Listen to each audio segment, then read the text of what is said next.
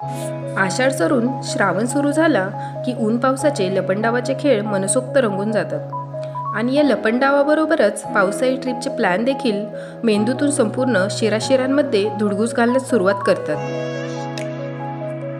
अशाच एका प्लॅनच्या अट्टहासाला बळी पडून आम्ही आज निघालो होतो निसर्गाच्या सानिध्यात।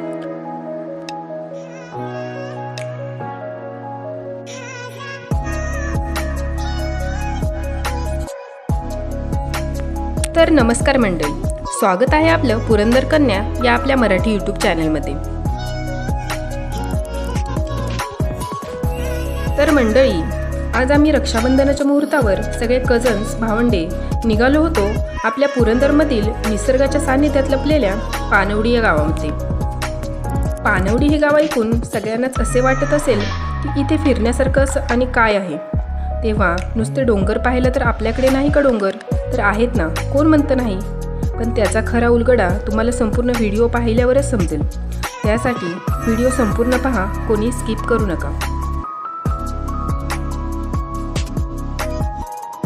तर पानवडी हे गाव सासवडपासून फक्त 30 मिनिटांच्या अंतरावरती आहे। सासवड नारायणपूर रोडवरून कचेरीच्या समोर आल्यावरती एक डांबरी रस्ता आतमध्ये जातो, त्यावरून एंट्री घेऊन आम्ही आतमध्ये आलो। हा रोड जातो सासवड-सुपे गावाकडे।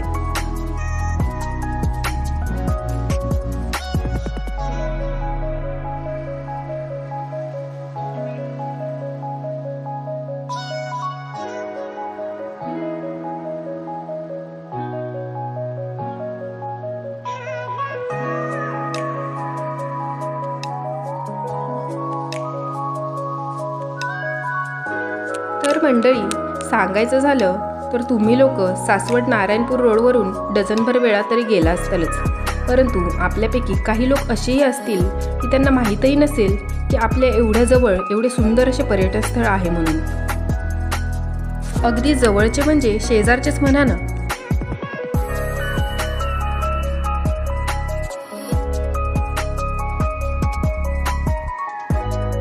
याआधी आपण इकडे निसर्गाचा हा अद्भुत चमत्कार स्वतःच्या डोळ्यांनीच पाहू शकता। या सह्याद्रीच्या डोंगरावरती एका बाजूला ऊन तर एका बाजूच्या डोंगरावरती रपरप पावसाच्या धारा कोसळताना आपल्याला दिसतायत। एवढं सुंदर नयनरम्य दृश्य पाहून ट्रिपचा प्लॅन वसूल झाल्यासारखाच होतो।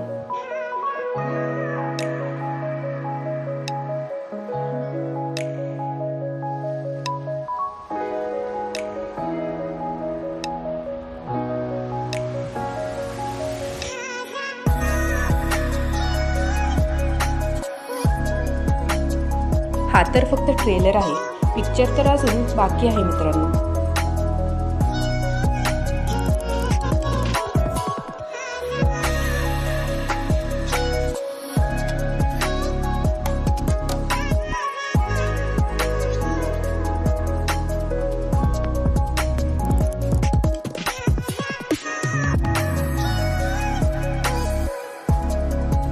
श्रावण मासी हर्ष मानसी, हिरवळ दाटे चोहीकडे, क्षणात येते सरसर शिरवे, क्षणात फिरुनी ऊन पडे।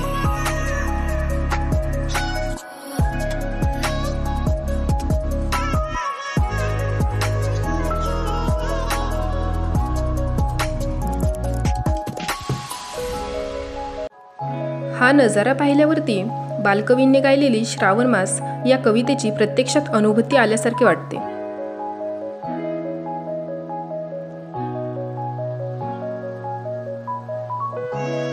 सुपे गावातून पुढे आल्यावर आपण एका डोंगराच्या पायथ्याजवळ येऊन पोहोचतो।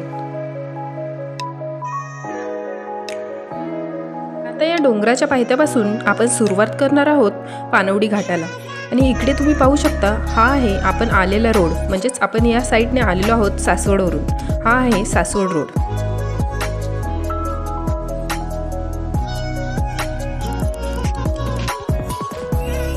चला तर मंडळी, आपली बाईक राईड खऱ्या अर्थाने सुरू होते इथून। समोर तुम्ही पाहू शकता काय मस्त क्लायमेट झालेले आहे।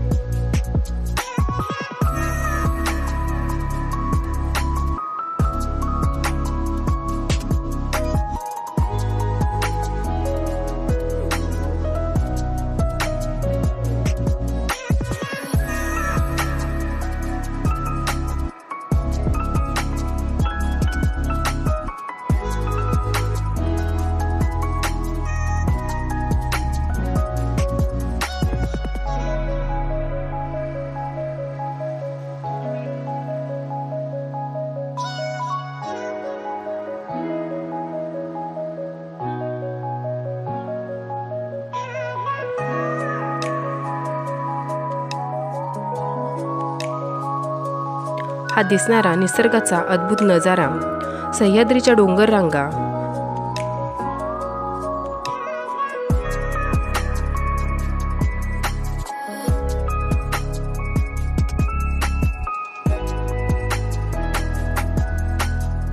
त्यामध्ये वसलेली ही छोटी छोटी घरे, वाड्या, वस्त्या, पावसामुळे सगळीकडे झालेली हिरवाई आणि त्यातच आपण, म्हणजे रूपाच्या डोंगरी सैरा हिंडल्यासारखंच नाही का?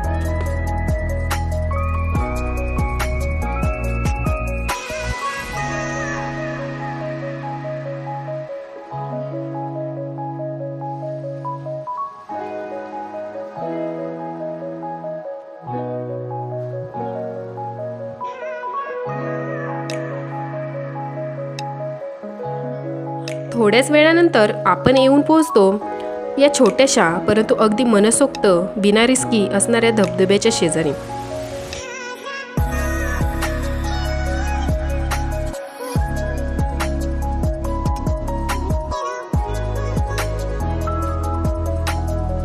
हा धबधबा आपण ज्या साईडने येतो म्हणजे सासवडवरून आल्यानंतर अगदी रोडच्याच कडेला आहे. भिसेवाडी गावाच्या कमानी शेजारी हा धबधबा आहे.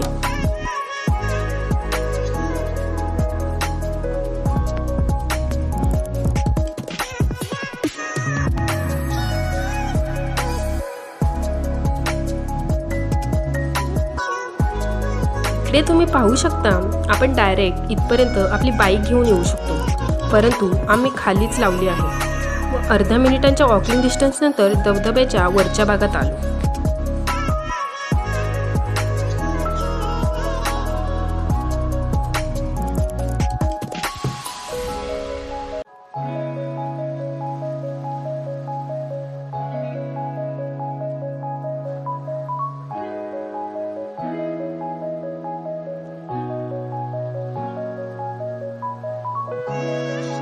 समोर पाहिल्यावरती आपल्याला अंदाज येतच असेल की वरती डोंगर माथ्यावरती जमा झालेले पावसाचे सगळे पाणी या मानवनिर्मित कालव्यामध्ये एकत्रित येते व ज्यावेळी हा कालवा पाण्याने पूर्णपणे भरतो आणि ओसंडून वाहू लागतो त्यावेळी हे पाणी खाली जाऊन धबधब्याच्या स्वरूपात दिसते.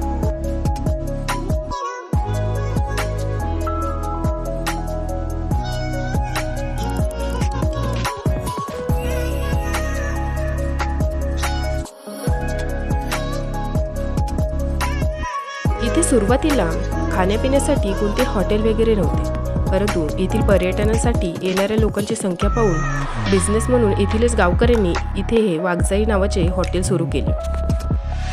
या हॉटेलमध्ये आपल्याला चहा, कॉफी, स्नॅक्स, भजी, झुणका, भाकरी किंवा व्हेज नॉनव्हेज प्रमाणे ऑर्डरप्रमाणे आपल्या जेवण बनवून मिळते. आपण सांगितलेल्या ऑर्डरप्रमाणे गरमागरम सगळ्या गोष्टी सर्व होतात. तसेच इथे पाण्यामध्ये मस्त रिलॅक्सिंगसाठीची काय भारी सोय केली आहे. इथे वरून पाऊसही लागणार नाही आणि मस्त पाण्यामध्ये आपण आपले माइंड शांतही करू शकतो.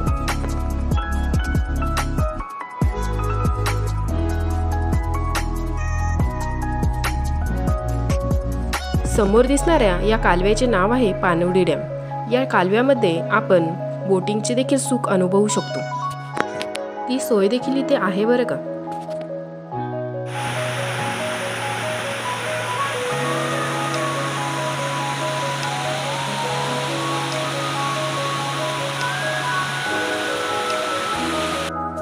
मेंदूच्या चष्म्यात कैद होणारा हा समोर दिसणारा तो सह्याद्रीचा अनघट डोंगर, सततच्या पडणाऱ्या पावसामुळे अखंड स्नान करणारी ती झाडे झुडपे, ती हिरवाई आणि त्यातूनच मनाला शांत करणारी ही संयमी संवेदना.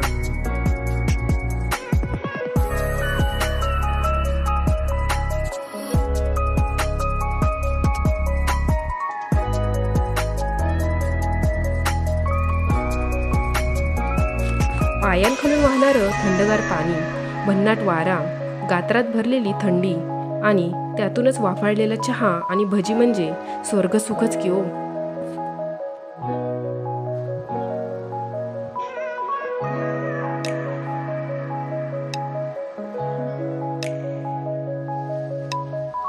छोट्या मुलांसाठी हे डेस्टिनेशन परफेक्ट आहे. ना जास्त पाण्याची भीती ना रिस्की वाटणार कोणताही अंदाज. छोटी छोटी लहान मुले इथे फुल एन्जॉय करू शकतात.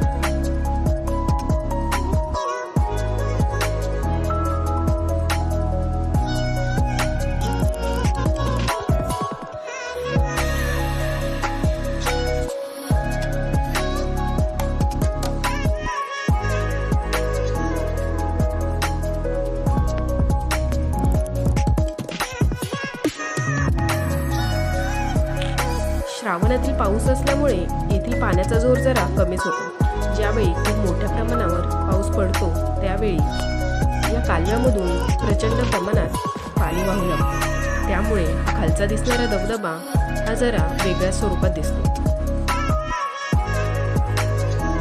या हॉटेल्सचे ओनर होते. त्यांना बाय बाय करून आम्ही निघालो आमच्या पुढच्या प्रवासाला.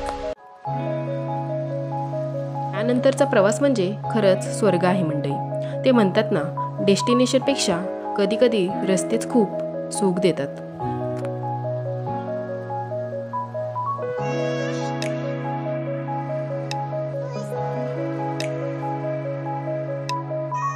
तशीच काहीतरी अनुभूती या राईडमध्ये आपल्याला होती. काय मस्त या धरणी मातेने हिरविशाल पांघरल्यागत हिरवाईचा थाट लिहिलेला आपल्याला दिसत आहे. आता तुम्ही म्हणताल, आम्ही आता इथे एवढं सगळं एन्जॉय केलं तरी पुढे काय करायला निघालो?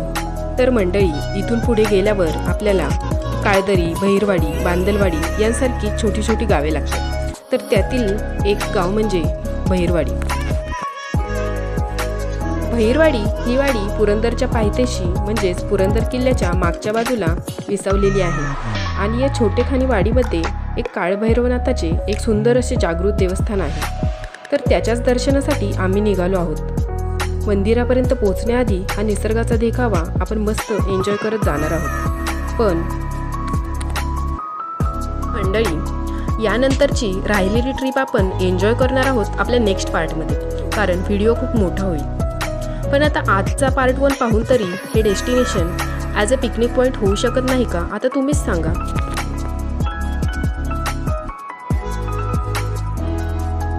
सर्वात इम्पॉर्टंट गोष्ट अशी मंडळी की जर तुम्हाला अशी ट्रिप एन्जॉय करायची असेल आणि तुम्हाला देखील या ठिकाणी यायचे असेल तर तुम्ही स्वतःची बाईक किंवा कार घेऊन येऊ शकता. या ठिकाणी येण्यासाठी ST देखील आहे, परंतु तिचा टाईम हा आपण सांगू शकत नाही. सासवडपासून या अंतरावरती येण्यासाठी फक्त 30 मिनिट किंवा 30 ते 45 मिनिट एवढाच कालावधी लागतो. तुम्हाला देखील गर्दीने अस्पर्शित अशा ठिकाणी येऊन भेट द्यायची असेल आणि निसर्गाचा अद्भुत नजारा अनुभवायचा असेल तर इथे तुम्ही नक्कीच येऊ शकता.